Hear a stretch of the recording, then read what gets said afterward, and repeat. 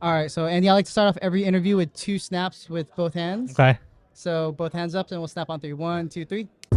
Welcome to Unexpected Connections, where we bring together inventive people across different industries through events and intimate dinners.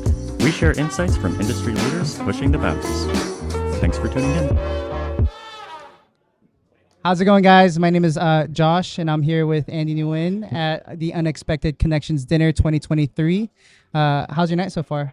That's good. It's a lot of good people here and a fun night. Very unexpected and have a great time. Awesome. So just jumping into the theme of the night, if you can just describe for everybody a time that you started imperfectly. Yeah, I started imperfectly. So about 10 years ago, I was in the apparel industry. I had a streetwear brand called I'm King, and I held a lot of hats in that career. I was a blogger, a storyteller, shipping, marketing, branding, everything, right? So I learned a lot of different things. And one thing that just stuck with me was I needed to tell stories on my blog every single day. Yeah. And one of the things that I was doing was writing about food. And as I kept writing about food, people were more interested in that. Like, oh, thanks for recommending all these restaurants. I was like, okay, I guess I gotta have a good knack for it. So I had this idea as I kept traveling. I was like, you know what? I want to open an ice cream store. I had no cooking background my entire life. And I presented to a lot of people. Everyone kind of laughed me off. And I ended up working with my friends and building the store called After's Ice Cream 9 years ago. And that thing took off. And that's with me with zero background, not knowing what the hell I was doing. And I figured it out. And Yeah.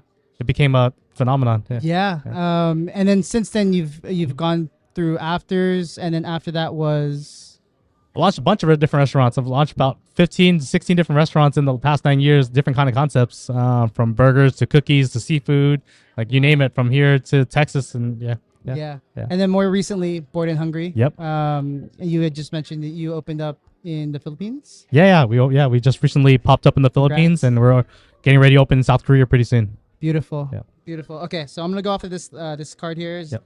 Reflect on how you've gone against the norm, disrupted something, or rebelled against naysayers. Yeah, so I was me and my group were the first guys to open an NFT themed restaurant, and that's definitely going against the norm. And everyone thought NFTs is just these pictures, and these rich guys are posting and flexing their images. But what I saw from it I was like, hey, you own this image if you buy it, right? And you can build a brand out of it. So I was like, hey, let me show everyone, besides flexing this image, you can actually build a brand, a business out of this image that you actually own, right? It's just like owning, somebody gave you the Nike logo, you own the Nike logo, you can plaster it all over your restaurant, you can make items out of it. That's similar to what it is. So I was like, hey, well, Bored Ape Yacht Club is the most popular NFT out right now. That's the one I'm going to do. And did that idea come to you instantly, or did it happen over time where you're like, okay, let's turn it into a restaurant? No, that was the reason why I bought the NFT. Wow. That's why I was going to jump in the space. I was like, I got it. This is what I'm going to do. This is how I'm going to enter the space, and we'll figure it out along the way. And before that, I've never bought an NFT before. I had no idea what the hell it was about. But once I started connecting the dots, I was like, I got it. Bingo. Yeah, it just connected. It did. Wow. And also too, what's the best advice that you've ever received? Just go out and try. Go out and try, because you never know what's going to happen. If you told me 10 years ago I would be in the place I am now, I would laugh my head off. No way. I thought I was going to be working in apparel forever, but I'm not even in the industry at all anymore. So what was that? Was it just you following your instinct or gut, or like kind of just divine intervention, or? Yeah, I was just following my gut instinct. Like every time every time I had a great idea and I couldn't stop thinking about it, I was like, hey, I need to chase it, because if I don't do it, I'm not going to be able to sleep. So I'm just going to go make it happen. Yeah.